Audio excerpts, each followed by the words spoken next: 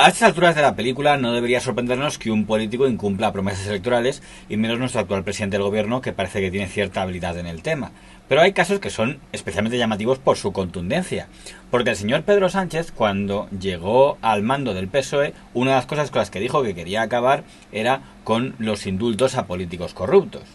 Y lo que decimos en la conferencia política, ¿qué es? Lo que decimos en la conferencia política es que nunca más indultos por motivos políticos y por motivos económicos.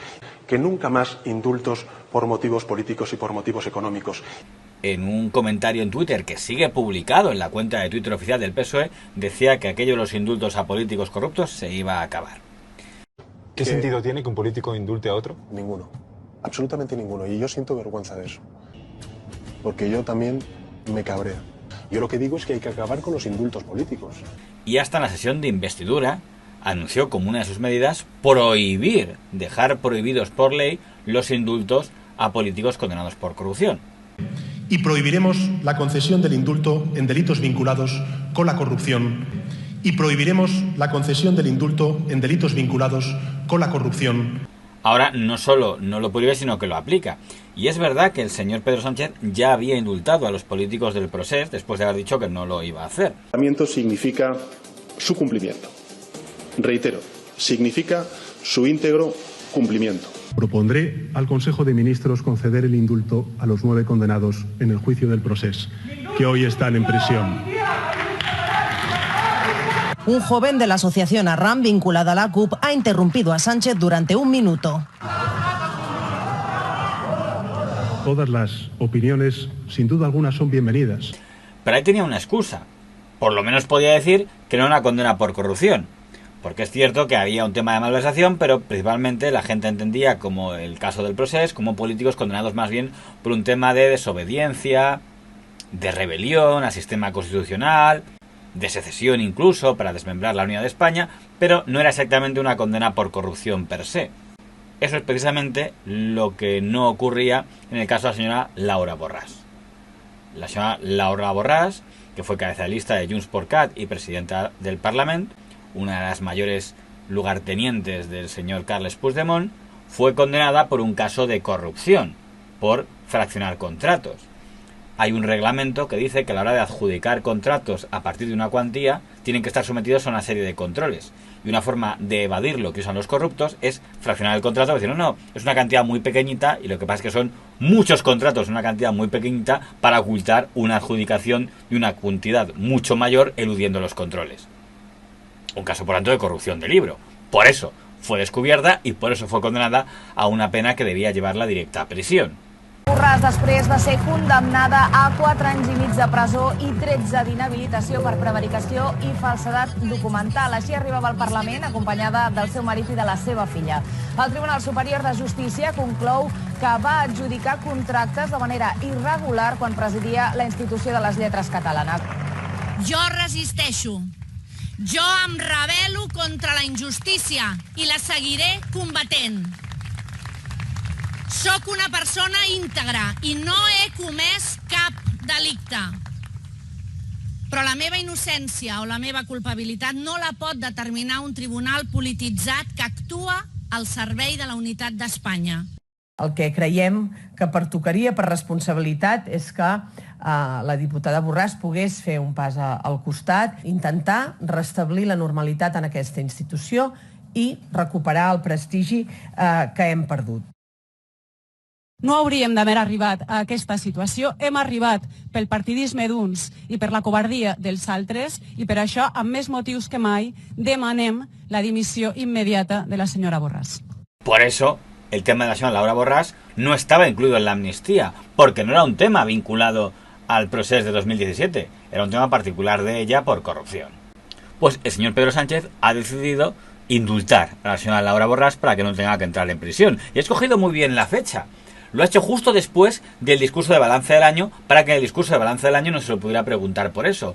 Ha concedido un indulto un 28 de julio, una fecha muy interesante, y encima lo ha hecho a última hora del día para que no pudieran incluirlo en los noticieros de las 9.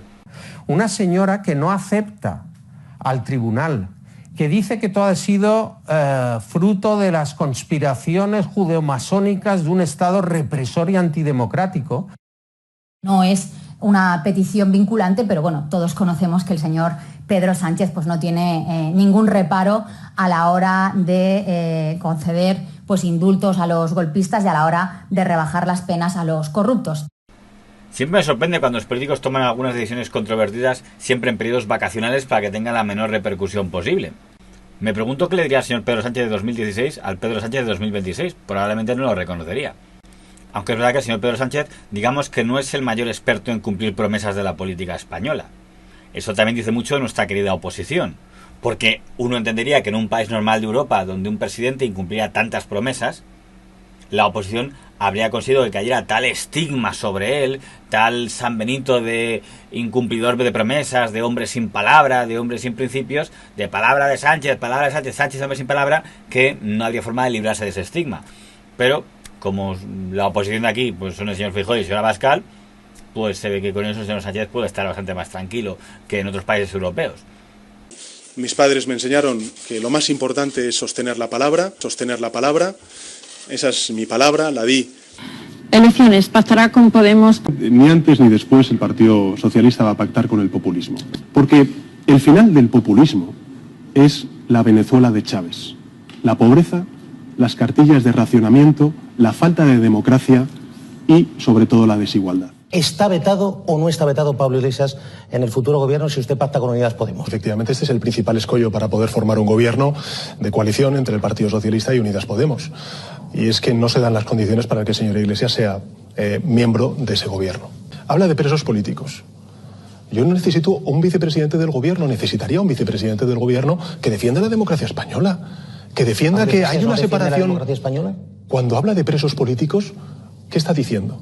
Que en España se está persiguiendo a personas que tienen ideas distintas y por tanto yo necesito un gobierno con un vicepresidente que defienda la democracia española, que diga que este país tiene un Estado social y democrático de derecho. Reconocerle que sería un presidente del gobierno que no dormiría por la noche, junto con el 95% de los ciudadanos de este país que tampoco se sentirían tranquilos. Tiene posibilidad, Rodrigo Vázquez tiene posibilidad de réplica Pablo Iglesias, pero claro, dado el tiempo, es el abrazo. Yo se lo he dicho en privado y también lo he dicho en público y lo digo aquí para que conste en acta. Yo no voy a permitir, con todos los respetos hacia los votantes de Esquerra Republicana, que la gobernabilidad de España descanse en partidos independentistas. No lo voy a permitir. Al único partido, y eso sí se les anuncio, que no vamos a hablar y no vamos a entablar ese diálogo es con el partido de Bildu. No, yo con Bildu no me voy a reunir. Pues estoy diciendo que con Bildu no vamos a pactar. Si quieres lo digo 5 veces o 20 durante la entrevista. Con Bildu no vamos a pactar. Con Bildu, se lo repito, no vamos a pactar. El Partido Socialista de Navarra y el Partido Socialista Obrero Español tenemos la misma posición. Y es que con Bildu no se acuerda nada.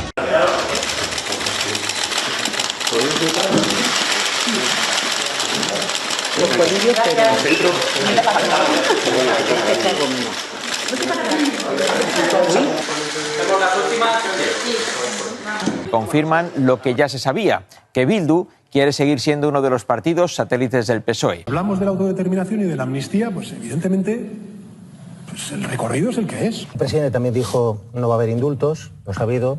A ver, Antonio, ¿qué pedía el independentismo? Amnistía. ¿La amnistía es un indulto condicionado? Saben los telespectadores, es la amnistía, algo que desde luego este gobierno no va a aceptar. El independentismo pedía la amnistía, pide un referéndum de autodeterminación, no han tenido amnistía, no hay un referéndum de autodeterminación y lo habrá.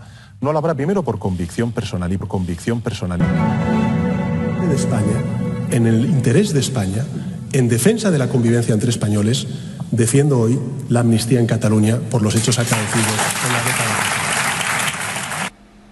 También es llamativo que a ningún miembro del equipo del señor Sánchez esto le causa ningún problema de conciencia, porque generalmente cuando un político ha cambiado de opinión sobre alguna estrategia del partido, en ese cambio cae alguien que se baja del barco. Le pasó al señor González cuando renunció al marxismo y hubo gente que se fue, cuando cambió con el tema de la OTAN hubo gente que se fue, o al PP cuando cambió de opinión por el tema del aborto y Gallardón dimitió. En el caso del tema de la amnistía, que un montón de ministros del señor Sánchez y colaboradores del señor Sánchez nos dijeron que no iba a haber amnistía, luego sí la hubo y ahí que se han quedado todos. La única respuesta posible es que eso no es planteable en un Estado constitucional democrático, porque sería suprimir literalmente uno de los tres poderes del Estado, que es el judicial. No va a haber amnistía, no va a haber autodeterminación, va a haber sí, diálogo y política. Bueno, ya sabéis que la amnistía no está reconocido en nuestro ordenamiento jurídico. Nosotros no estamos por la amnistía. Si de verdad estamos preocupados por la Constitución española y por sus valores, no cabe ni la amnistía porque está prohibida, o la amnistía, es falso todo. Es la oposición, es la oposición por la oposición. En Cataluña no va a haber ni referéndum de autodeterminación ni amnistía. No va a suceder esto. La amnistía, desde luego, que no son materias que podamos acordar en ningún momento. No cabe la amnistía en nuestra Constitución. Miren, nosotros siempre hemos sido y vamos a ser claros. No habrá ni independencia, ni referéndum de autodeterminación, ni amnistía, ni embate. Como este gobierno respeta y defiende la Constitución, no va a haber ni amnistía ni referéndum de autodeterminación. Y lo saben. Y lo saben los independentistas. No sé cómo se puede explicar con más claridad, Diego. No es constitucional. Ni amnistía ni nada de eso. Voy a decir más todavía. Es que no es constitucional. Lo repito para que quede claro. Ni amnistía ni nada de eso.